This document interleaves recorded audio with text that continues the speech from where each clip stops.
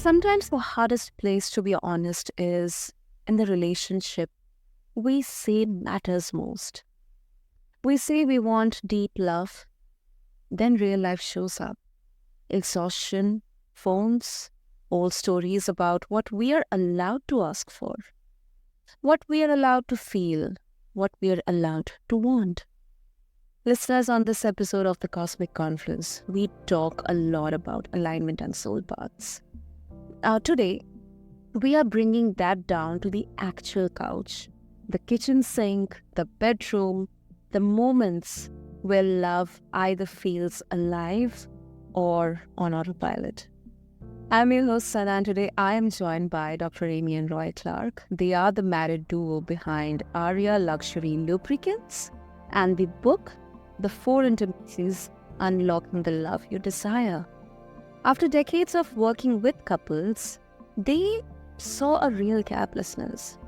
Great advice was not becoming great habits at home. So, they started building rituals and tools that help couples connect verbally, emotionally, physically, and also spiritually. In real life, not just on some retreat weekend. Their work beautifully blends psychology, neuroscience, design, and also faith. So, listeners, this is not just a buy a product and fix your relationship conversation. This is about how love becomes something we practice on purpose every week. So, Dr. Amy and Roy, welcome to Cosmic Confluence, and I'm really, really honored to have you both here with us. Thank you very much. It is an honor to be on. So beautiful. Okay. Now, before we explore everything here, Dr. Amy and Roy, a lot of listeners, they hear, there are frameworks, there are approaches, there are so many do's and don'ts and checklists and all stuff available around relationship. In simple, honest terms, what exactly is Four Intimacies, and what problem are the Four Intimacies actually solving that you felt that nobody else was addressing? Well, that's a great question. That is a great question. When we talk about intimacy, everybody thinks about sex right away. But really what intimacy means is being on the same page. And getting couples on the same page is the biggest challenge out there because it includes verbal, emotional, physical, and spiritual aspects of our life. And what we saw was a way to get people on the same page, verbally, emotionally, physically, and spiritually. And so it's that's been the key that kind of unlocks this extraordinary relationship. I think that there's a lot of couples that talk a lot. They're like, we talk all the time. And talking logistics, they're talking about the kids. They are just keeping the conversations at the surface. And there are a lot of topics that are off limits or very touchy or explosive. And so they just avoid those. And a lot of times those are the ones that really matter. Yeah. Yep. Interesting. That is interesting. And I absolutely agree that, yes, this is a huge gap. And also, Roy and Dr. Amy. So, Roy, when you mentioned that a lot of couples are not on the same page because intimacy doesn't just mean about sex. It basically means that, both the partners are on the same page. Now, many people would interpret that, maybe we have to agree on everything. But that disagreement itself, those small arguments and to and fro's, they themselves, keep that spice between both of us alive. So how is that solving the problem? Oh, so I love how you brought that up. It doesn't mean that we agree on everything. So we get on the same page with the way that we communicate. So we've got a couple principles. One, I think I'm right all the time. So do I. But we don't approach each other that way. That is a recipe for disaster. And so I assume I could be wrong.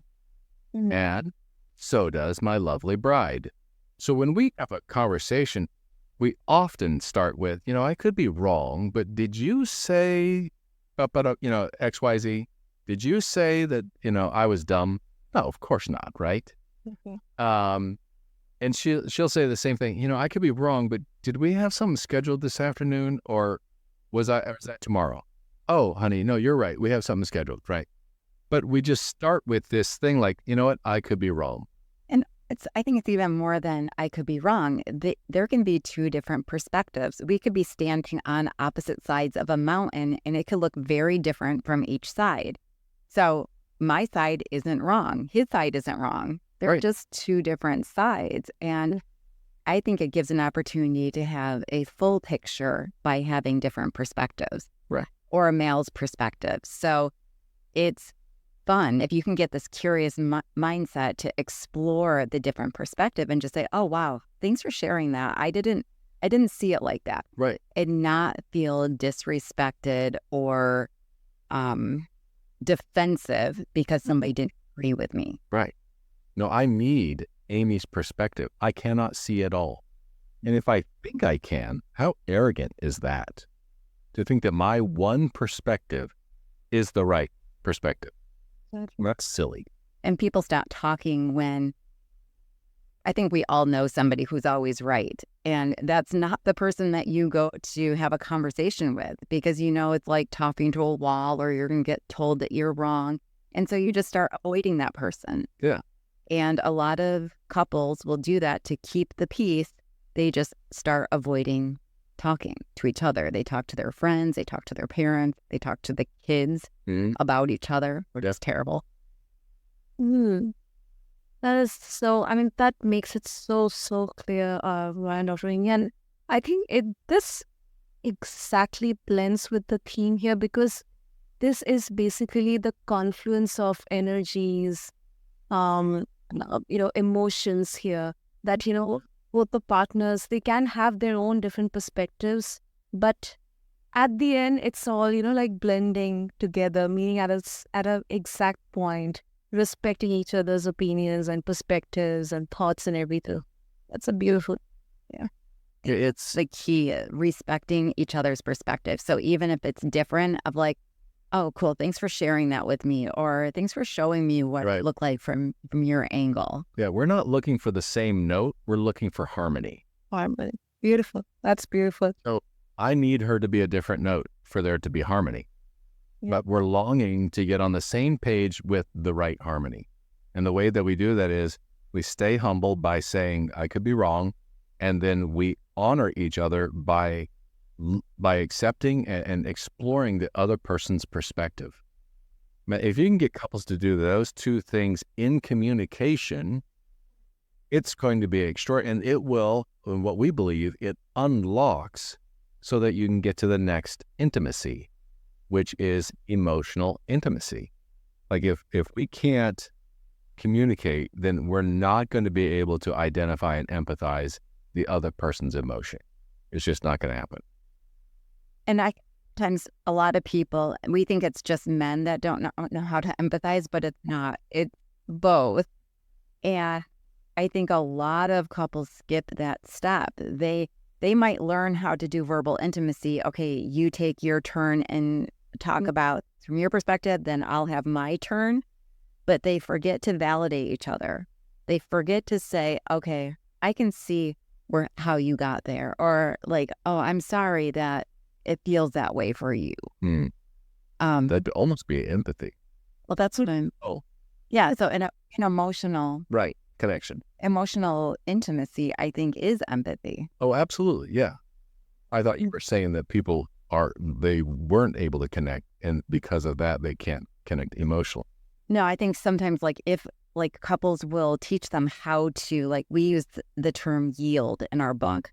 When Roy is sharing a story, I'm yielding my next thought, my feelings, my perspective, so that I can completely be present and listen and put myself in his shoes. A lot of people, they're listening, but they're listening to respond or to be right, or half paying attention because they're already thinking about what they want to say next. And so sometimes we teach people that yield process but they want to skip over that emotional component and get right to the fixing or get right to the physical or behavioral intimacy. Yeah. So go ahead. No, go ahead, Roy. Go ahead. Well, in verbal intimacy, we teach people one very, very important sentence. And if your listeners are writing anything down, it would be this sentence. We ask questions and listen with the intent to understand and a willingness to be influenced. There are 4 components in that sentence. So the first thing we encourage couples to do is ask questions. Ask a lot of questions. Before you go and make statements and think you've got it all figured out, why don't you ask some clarifying questions? Then be quiet and listen. So we ask questions and we listen. That's it. Don't talk. Don't say anything. Our intent is to understand, not respond. I truly want to understand what my wife is saying, what she means by that, what she's going through. And then the last part is with a willingness to be influenced. That means that you're honoring the person that you have just asked the question to. I'm willing to be influenced by her because I value her insight, her perspective, her understanding. So if you mark down those 4 things within that one sentence, it will change every relationship that you're a part of. We promise.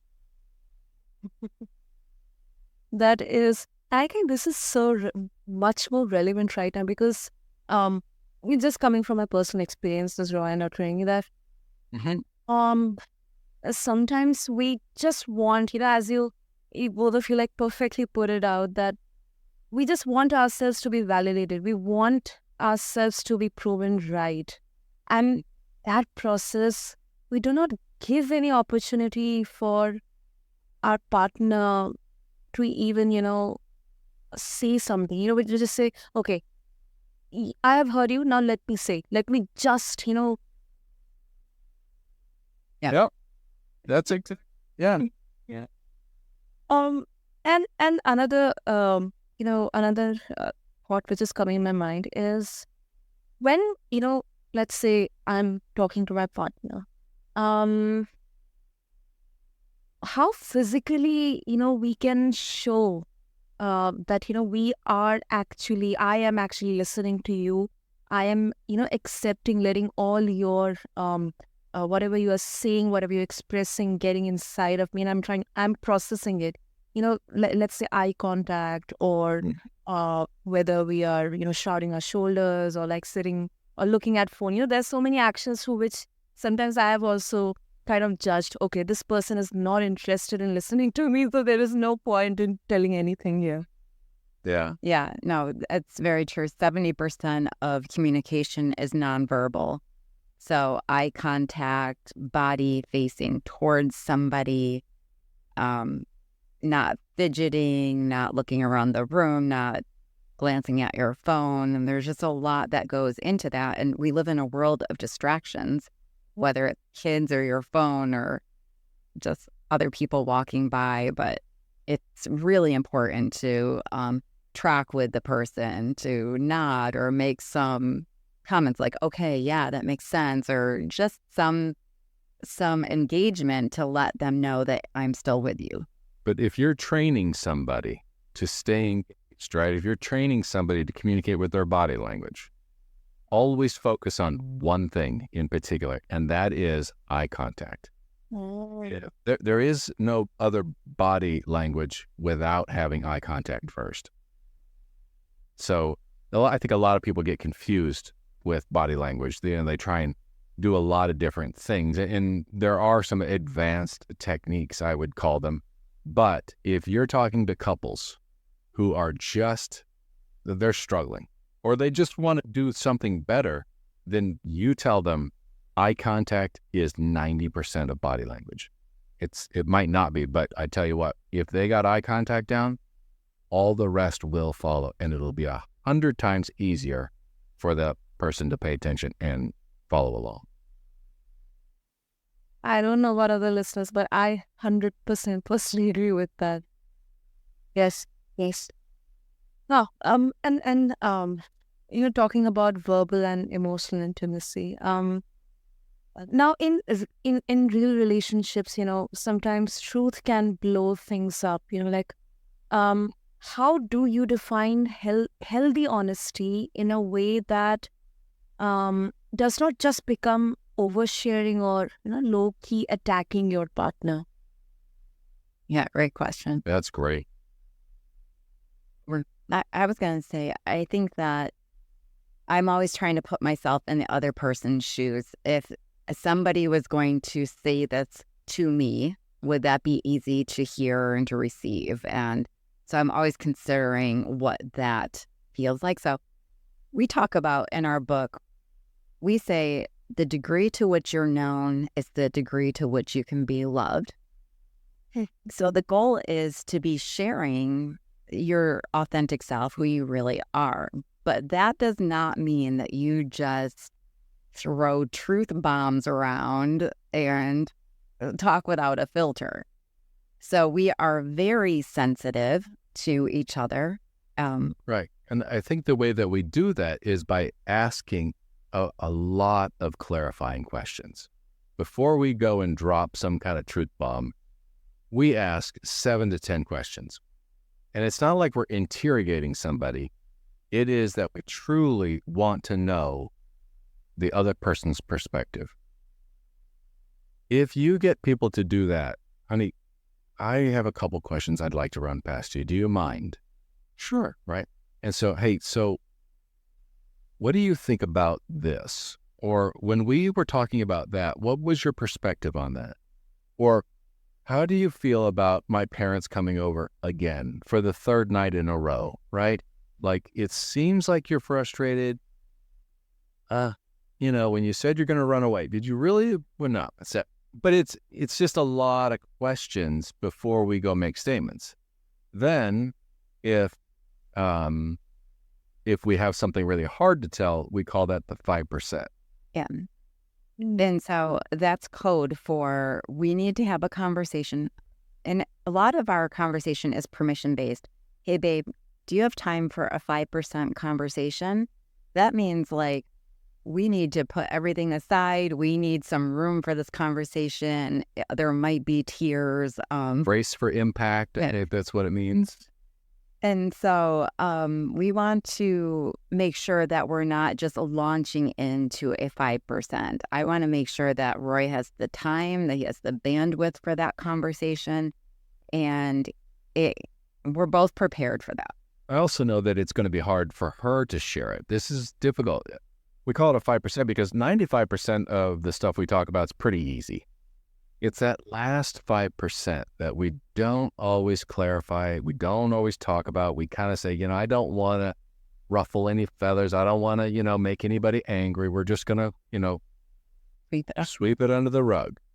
But that does not work for couples. That doesn't work for any healthy relationship. So if she says, or I say, hey, babe, I have a 5%. Are you have time for that right now? Is that, and if it's, hey, she might say, hey, can I wrap this up? I got some work that I just need to finish. Another 30 minutes. Do you mind? Absolutely. I'll meet you, in the library in 30 minutes. And so once again, everything's permission-based and asking a lot of questions, but then we're prepping each other. And so I know that it's going to be hard for her to say something. So I'm going to be very, very tender. I'm going to be very sensitive to it. And if it's something that I have to deal with, or I might have accidentally hurt her and she wants to bring that up, it's always, oh, sweetie, thank you so much for bringing that up. I had no intention of hurting you, but whatever I said, whatever I did, I can figure out a way to do it different. We'll make it happen. So that's one of the things we hear on a weekly basis. Couples say, I'm not going to apologize because I didn't mean it. I didn't mean to hurt you. And we're like, I don't care. We assume that nobody actually means to hurt anybody. But we believe in the policy of apologizing quickly. Like, I apologize because the relationship is hurt, because my husband is hurt. And so I can have humility and just apologize quickly and then ask the questions of, like, help me understand how you got there. And that's one of our favorite openers for a conversation.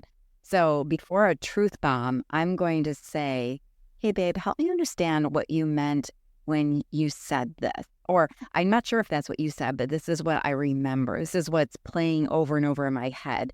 And I might be wrong. And I think in counseling, when you work with couples for years, you see how many times somebody is mad based off of a wrong presupposition. Yeah.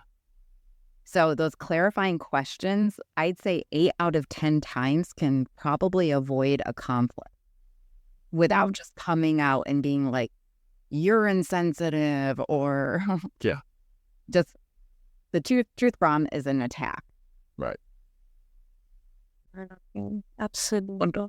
I mean, and I also think, I don't know, I mean, not sure whether, you agree with me, listeners would agree with me, but I think, it definitely needs some amount of inner work at individual levels as well. Because we are not internally in the right state of mind and energy and body anymore. I don't think we would think about it, because, it's very easy to, although, we may not say or maybe share those words or share that opinion for a partner intentionally, maybe unintentionally, in that fit of rage, or maybe we are hurt, that's where we are saying. But I think that makes such a huge difference here. So that's where my next question comes, Roy and Apremi, that how important is mindset here in all these, we are right now at verbal and emotional intimacy. We'll go to the other two, but right now, how much importance does mindset hold? Huge amount. Yeah. We always talk about beliefs become your reality. So having a positive belief about each other and about ourselves, that I'm worthy of love and love and respect, helps me to have the courage to have these difficult conversations. And I believe that Roy is for me. And so if there is a hurt in there, I believe that it was an accident or an oversight, but yeah, we definitely have to make sure you can't have a positive result out of a negative mindset. Right. Yeah. So when you have adults that were abused as children, they grow up with certain mindsets. I'm not worthy. I should have defended myself. There's a lot of blame. There's a lot of misappropriations of emotions, and they take all that belief system to their relationship. So you asked earlier, you said how much personal work should be done. Odd. Yeah. You're always working to reconcile your past and come to figure out what are the errors that you were believing, that you were taught as a child, that you're now bringing to your adult life. And once you learn how to reconcile the past, really let go of the errors and embrace the truth of the fact that you are worthy, like Dr. Amy said, worthy of love and respect, that's when you can start to offer real love and respect to the one that you love as well. And also, I would also like to add in the factor, sometimes in the relationship, like, one partner may have a very difficult past when it comes to relationships, maybe former abusive partners or some kind of very difficult breakup. And I think that really puts a huge dent on this perception around relationships for that particular person. So have you had any kind of, sessions or experiences with the couples that you have worked with, where it took a lot of time, but then eventually it worked out for both of the partners? Absolutely. Yeah. Yeah. Every day. Yeah. Every day that we're in the office, pretty much. Yeah. Now the people who come to the office, they want help, and that's the difference. You need to want help. You need to be teachable. And if you give us a person that's teachable, we'll change their lives. And it's not us, it's them doing the work. But we just had to go through our own work. We learned it. We experienced it. We were taught by great people. Our lives were changed as well. And now we implement it in our life and we share it with others, and we see life change every day. Yeah. Sometimes we'll have a couple and one of them will start, either Roy or I will start asking the questions to probe a little bit into the past and like, where did this belief come from? And the spouse is just sitting there on the edge of their seat, like they're listening for the first time. And the degree of understanding and compassion that comes through hearing the person's story is really impactful.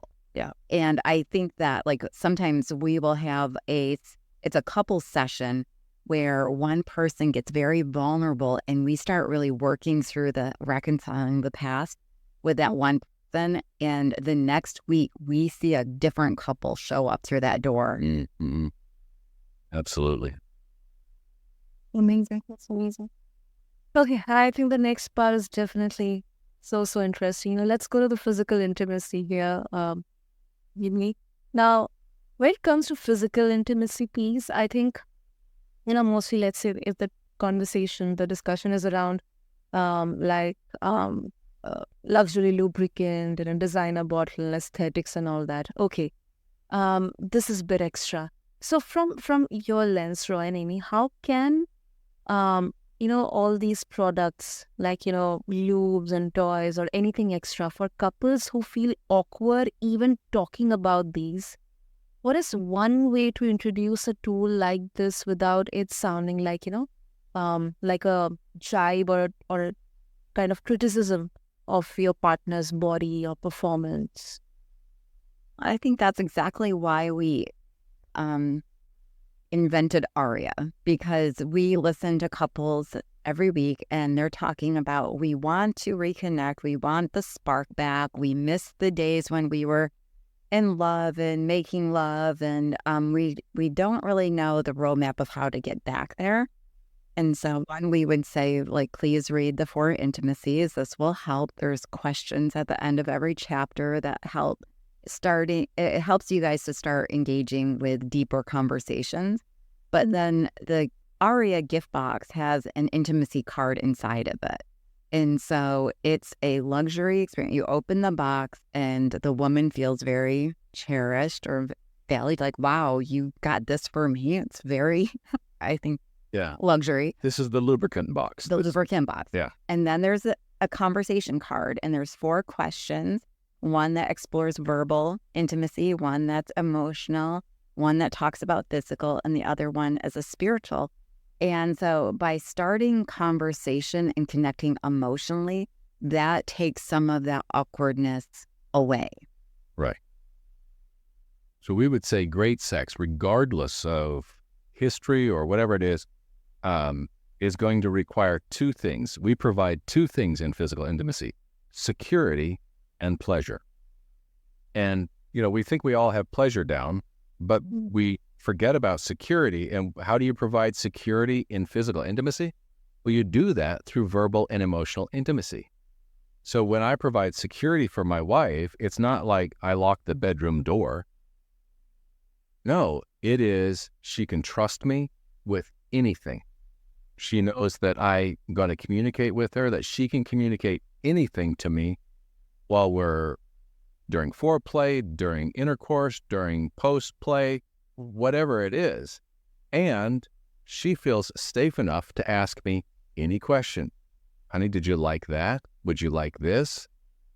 Can I touch you there? Would you like to try this? And she knows that I'm not going to react with like, what are you, crazy? What are you, nuts? What are you, a pervert? No, right? I'm not going to react like that, because that would not provide security for my wife. And so we've just learned how to provide that security through verbal and emotional intimacy. And if couples can practice 1 and 2, verbal and emotional, they take that into the bedroom. They take that into the bed. And it's, once again, I'm going to ask questions. and I'm going to listen. Darling, would you like to try this evening? How does that feel? Would you like more pressure, less pressure? I mean, these are all just, and it is a little awkward at first.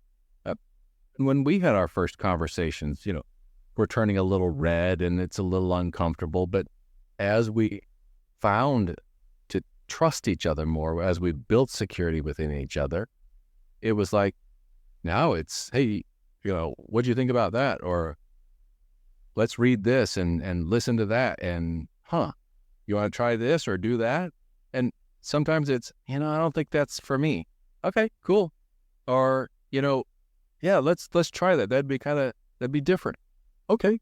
We have a yes, no, maybe sheet for our clients. And that's kind of fun. Like a good way for somebody who hasn't talked about it ever before. They can just check the boxes and then have a conversation of like, why is it a maybe? And then that exploring conversation isn't to try to convince you into making a yes. I just want to know like what the hesitation is. And so if you have 2 yeses, yay, like go have fun. If there's 1 no, then it's a no for everybody. And if it's a maybe, then that can be really good conversation to have. So that's a great tool that kind of takes out a lot of the awkwardness, because it's a couple reading through 50 different things. Mm-hmm.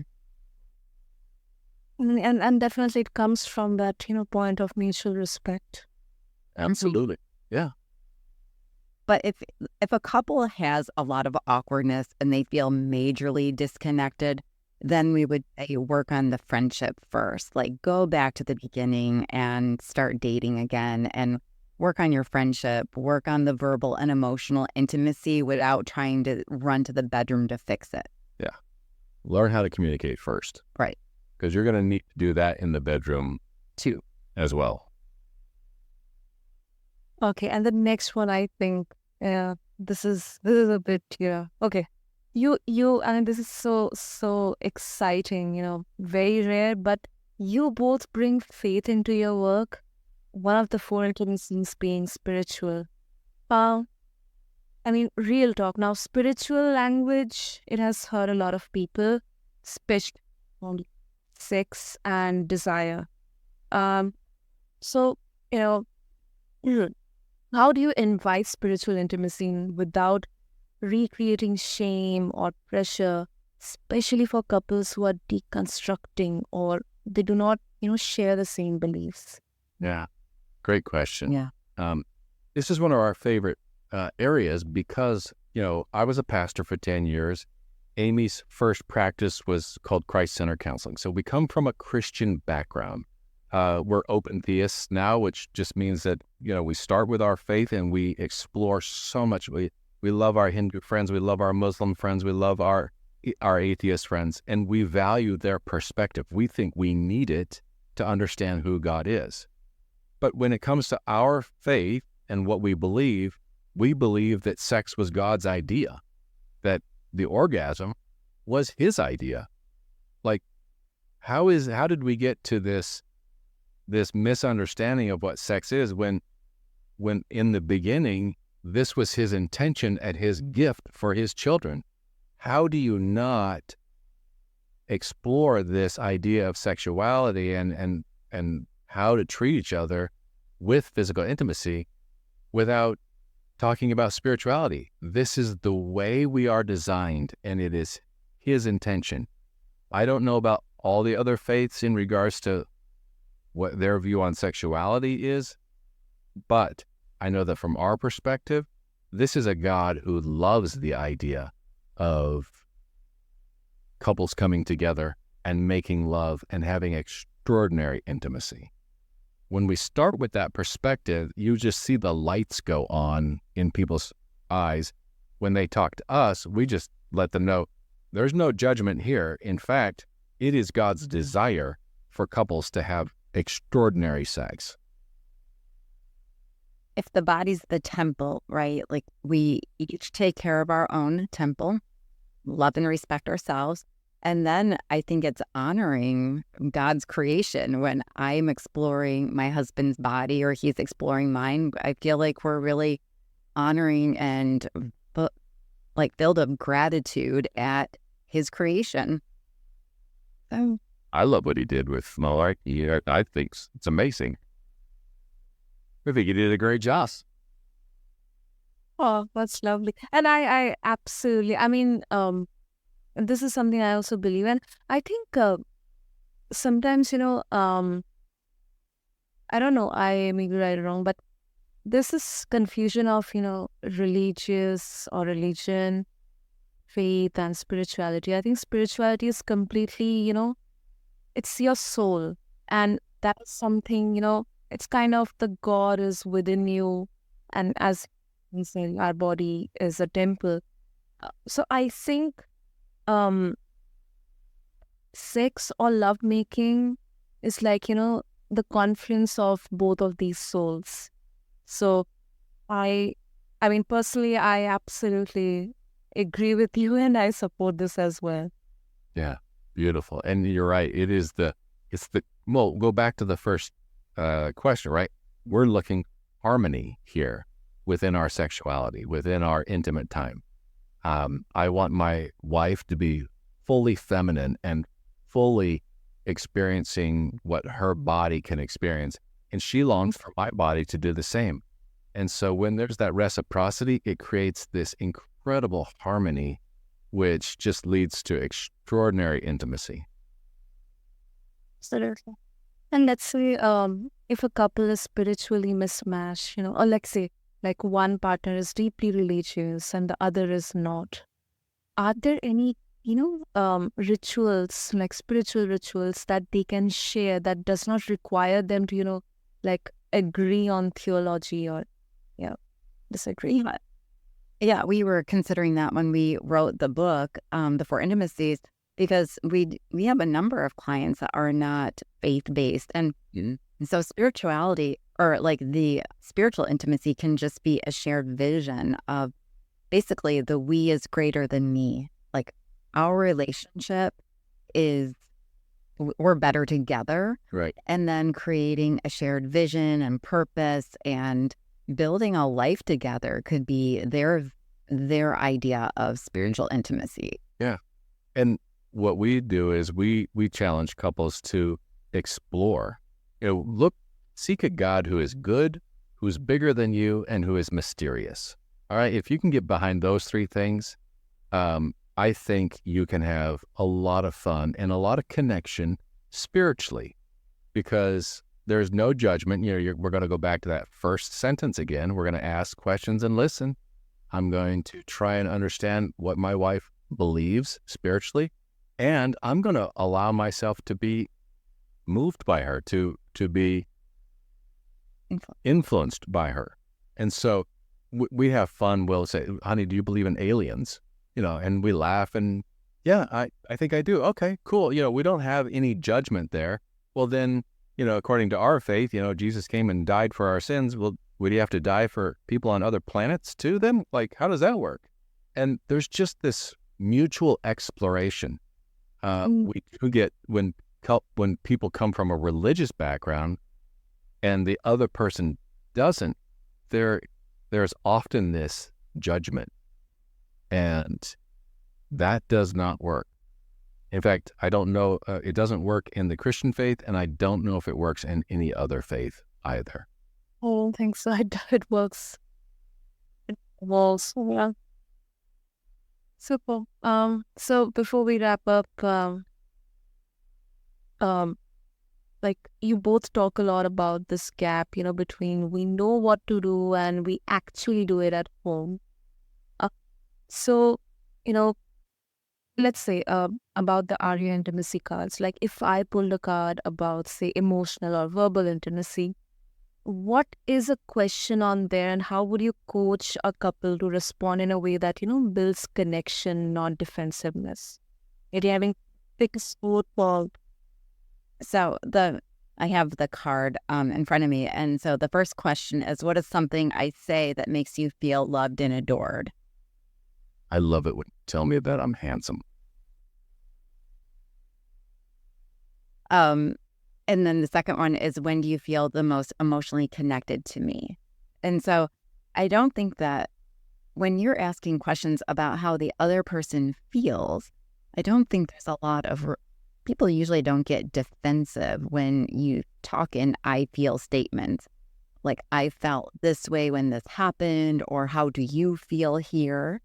It's when somebody starts telling the other person how they feel. Nobody likes that. Right.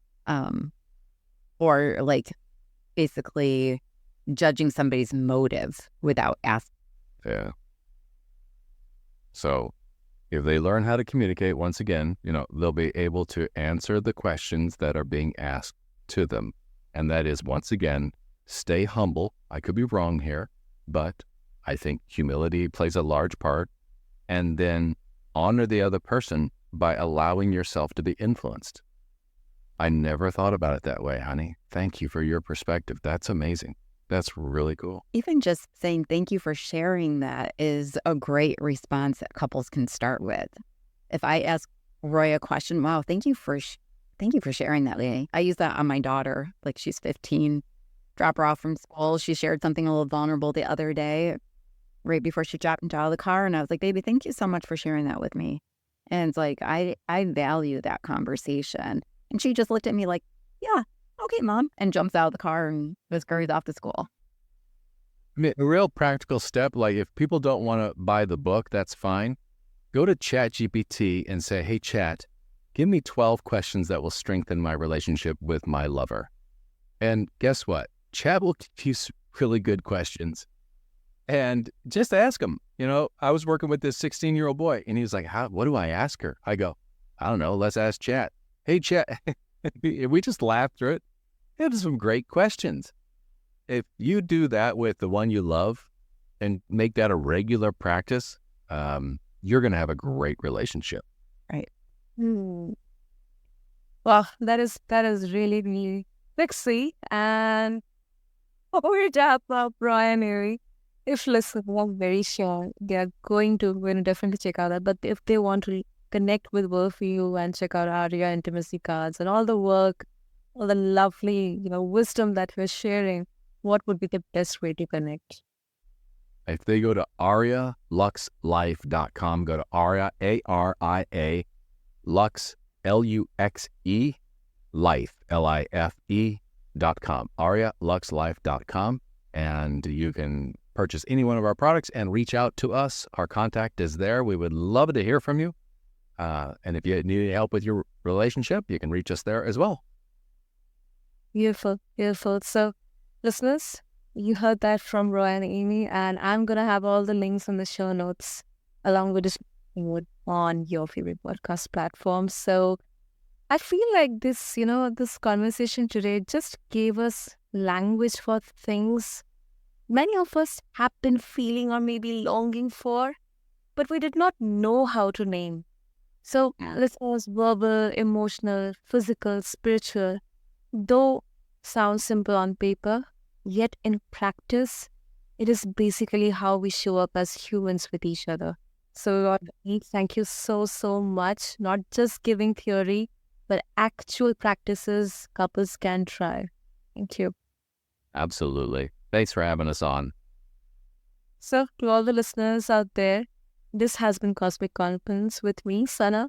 Thank you for letting this conversation sit in your heart and in your home. Take what resonates, leave what does not, and remember, intimacy is not something you deserve one day when you are healed enough. It is something you get to practice imperfectly, starting now. Until next time, this is your host, Sana, signing off. Thank you.